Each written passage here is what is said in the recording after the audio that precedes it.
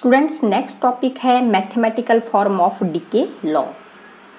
ठीक है, तो यहाँ पर हम सबसे पहले एक रेडियो एक्टिव सब्सटेंस लेंगे, रेडियो एक्टिव सब्सटेंस हम लेंगे और फिर हमने बताना है कि जैसे जैसे धीरे धीरे टाइम जैसे इंक्रीज होगा तो वहाँ पर क्या होगा, रेडियो एक्टिव डिसइंटीग्रेशन स्टार्ट हो रहा है। मान लो रेडियो एक्टिव जो डीके हो रहा है, अल्फा पार्टिकल एमिट हो रहे हैं, बीटा हो रहे हैं और गामा हो रहा है, तो उस केस में जो मैथमेटिकली जो फॉर्म आएगा वो उसको हम किस तरह हम रिप्रेजेंट करेंगे, तो ये हमने सीखना है। तो यहाँ पर हम अब मैथमेटिकली जो फॉर्म होगी डीके रेडियो एक्टिव डीके की, उसको हमने फाइंड आउट करना है। तो यहाँ पर मैं सबसे पहले एक रेडियो एक्टिव सब्सटेंस ले रही हूँ। जैसे रेडियो एक्टिव जो सब्सटेंस है हमारे पास, उसको एन नॉट से हम रिप्रेजेंट कर रहे हैं कि एन नॉट क्या है, नंबर ऑफ एटम्स हैं बिफोर डीके। अभी कोई भी जो एलिमेंट है ना तो वो अल्फा पार्टिकल एमिट कर रहा है, ना तो वो बीटा कर रहा है और ना ही वो गामा पार्टिकल वो क्या कर रहा है, रेडिएट कर रहा है। तो उस केस में अभी टाइम क्या रहेगा, 0 होगा, क्योंकि अभी कोई डीके प्रोसेस वहाँ पर स्टार्ट नहीं हुआ है। एन नॉट हमारे पास क्या है स्टूडेंट्स, एक रेडियो एक्टिव सब्सटेंस है और उसमें वो नंबर ऑफ एटम्स हम क्या ले रहे हैं, एन नॉट ले रहे हैं। जैसे ही रेडियो एक्टिव डिसइंटीग्रेशन स्टार्ट होगा, तो रेडियो एक्टिव डिसइंटीग्रेशन जब स्टार्ट हुआ स्टूडेंट्स, तो मैंने आपको पहले ही बताया है कि जो रेडियो एक्टिव एलिमेंट है वो अल्फा पार्टिकल भी एमिट कर सकता है, वो बीटा पार्टिकल भी एमिट कर सकता है और वो गामा पार्टिकल भी एमिट कर सकता है। तो जैसे ही वो अल्फा पार्टिकल एमिट कर रहा है, बीटा पार्टिकल एमिट कर रहा है, ये गामा पार्टिकल एमिट कर रहा है, तो एक तरह से एक नया एक एलिमेंट फॉर्म होगा। तो उसका जो एटॉमिक नंबर होगा वो भी चेंज हो जाएगा और उसका जो मास नंबर होगा वो भी चेंज हो जाएगा। तो एक नया जैसा एलिमेंट क्या होता है, फॉर्म होता है जब रेडियो एक्टिव डीके प्रोसेस यहाँ पर क्या होगा, स्टार्ट होगा। तो जैसे ही रेडियो एक्टिव डिसइंटीग्रेशन यहाँ पर स्टार्ट होगा, तो अब जो नंबर ऑफ जो एटम्स होंगे सब्सटेंस में वो धीरे धीरे डिक्रीज हो जाएंगे, हमें मालूम है, क्योंकि अब रेडियो एक्टिव डिसइंटीग्रेशन क्या हो रहा है, स्टार्ट हो रहा है। तो जैसे जैसे आफ्टर टाइम टी, जैसे मैं आफ्टर टाइम टी की मैं बात करती हूँ, तो अब जो नंबर ऑफ एटम्स हैं जो अनडीके रह गए हैं, कुछ डीके हो गए हैं, अब जो सब्सटेंस हैं उसमें कुछ ना कुछ नंबर ऑफ एटम्स अभी बच गए हैं। तो जो नंबर ऑफ एटम जो बचे हैं सब्सटेंस में आफ्टर टाइम टी वो एन है।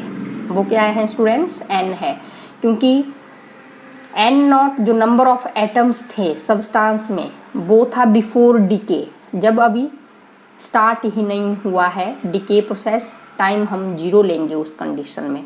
और जैसे ही रेडियो एक्टिव डिसइंटीग्रेशन स्टार्ट हो गया, alpha particle, beta particle, gamma particle emit होना स्टार्ट हो गए, तो जो नंबर ऑफ एटम जो सब्सटेंस में रह गए हैं वो एन रह गए हैं।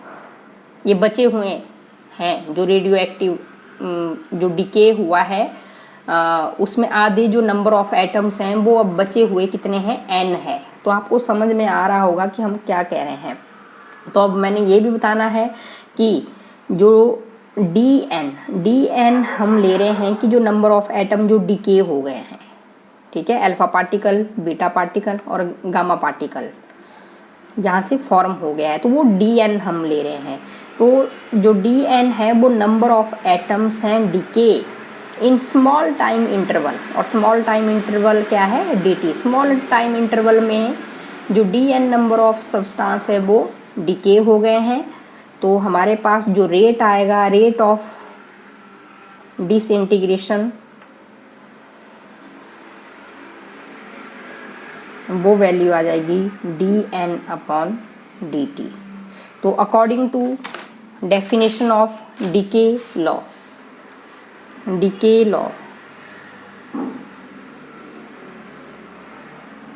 dn/dt is directly proportional to n।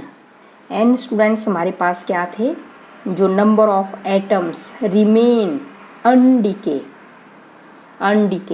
ठीक है, ये अल्फा, बीटा और गामा पार्टिकल में कन्वर्ट नहीं हुए हैं। और ये dn/dt क्या है, ये वो नंबर ऑफ एटम हैं वो डीके हो गए हैं। तो यहाँ पर जब हमने डायरेक्टली प्रोपोर्शनलिटी को हटाना है तो ये माइनस लैम्डा n, तो माइनस साइन हम लैम्डा इज डीके कांस्टेंट और डिसइंटीग्रेशन कांस्टेंट। तो नेगेटिव साइन का मतलब यही है कि n की वैल्यू क्या हो रही है, डिक्रीज हो रही है। तो जो नंबर ऑफ एटम्स जो अनडिके रह गए हैं सब्सटेंस में, वो धीरे धीरे क्या होंगे, कम होंगे। और धीरे धीरे जब कम होंगे तो यहाँ पर नेगेटिव साइन हमने लिया है।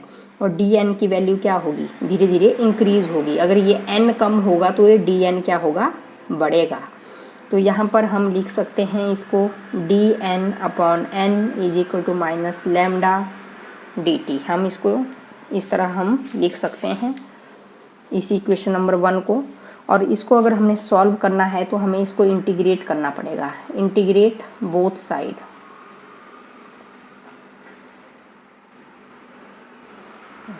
तो इसको हम इंटीग्रेट करेंगे। तो जब हम इसको इंटीग्रेट करेंगे स्टूडेंट्स, तो आपको पता ही है 1 अपॉन एक्स डी एक्स। तो integration 1 upon x D x की क्या होती है स्टूडेंट्स, लॉग एक्स होती है। तो इसको हम लॉग की टर्म में हम इसको लिख देंगे लॉग ई एन। तो ये हमारे पास इंटीग्रेशन के रूल रहते हैं, आपको मालूम है। और माइनस लैम्डा टी प्लस के। जब टाइम स्टूडेंट्स 0 है, when T is equal to 0, जब कोई डिके स्टार्ट हुआ ही नहीं है, तो जो number of atoms N naught क्या थे, number of atoms in the substance before decay, जब तक अभी डिके स्टार्ट नहीं हुआ है, तो उसकी जो वैल्यू आएगी वो किसके बराबर आएगी, एन के बराबर आएगी। क्योंकि आपको पता है एन क्या है, जो नंबर ऑफ सब्सटेंस हैं जो अनडिके रह गए हैं, ठीक है, वो अल्फा बीटा और गामा में कन्वर्ट नहीं हुए हैं। तो जब हम इसको यहाँ पर वैल्यू को पुट करेंगे तो हमारे पास लॉग ई एन नॉट, यहाँ पर हम log E N is equal to time, यहाँ पर हम क्या पुट करेंगे स्टूडेंट्स, यहाँ पर टाइम हम 0 पुट कर देंगे और n की जगह हम n नॉट पुट कर देंगे और ये k। तो k की वैल्यू हमारे पास log e n नॉट आ जाएगी। अब यहाँ पर इसको हम पुट कर देंगे log e n minus lambda T plus log e n naught, log e n minus log e n naught is equal to minus lambda T.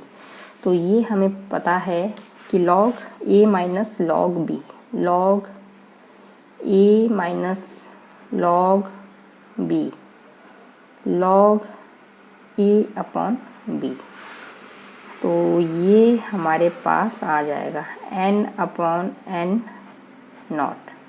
log m minus log n क्या होता है, log m upon n। तो इसको हम लिख देंगे और ये हमारे पास आ जाएगा माइनस लैम्डा टी। अब स्टूडेंट्स हमें पता है ये n अपॉन n नॉट आ जाएगा। जब हम एंटी लॉग लेंगे, जब ये लॉग इस तरफ चला जाएगा तो ये जो राइट हैंड साइड में जो ये जो वैल्यू है माइनस लैम्डा टी, ये ई रेज टू पावर में चली जाती है, e raise to power minus lambda t. जब हम एंटी लॉग हम लेंगे, लॉग इस तरफ चला जाएगा तो ये जो राइट हैंड साइड में जो वैल्यू है ये ई रेज टू पावर में चली जाएगी वैल्यू, और n is equal to n naught e raise to power minus lambda T. तो ये हमारे पास डीके इक्वेशन आ जाएगी। तो स्टूडेंट्स इसको हम ऐसे ग्राफ की फॉर्म में भी हम रिप्रेजेंट कर सकते हैं कि ये हमारे पास with respect to time, starting में n नॉट हमारे पास नंबर ऑफ एटम्स हैं सब्सटेंस में। जैसे ही यहाँ पर डीके प्रोसेस हुआ, स्टार्ट हुआ, तो धीरे धीरे धीरे धीरे ये इन्फिनिटी तक वैल्यू इसकी चली जाएगी। क्योंकि धीरे धीरे ये क्या होगा, डीके हो रहा है तो n नॉट की वैल्यू कम होगी, ठीक है। तो उसके बाद dn की वैल्यू बढ़ेगी। तो यहाँ पर ये इक्वेशन हमारे पास आ रही है n नॉट ई raised power minus lambda T.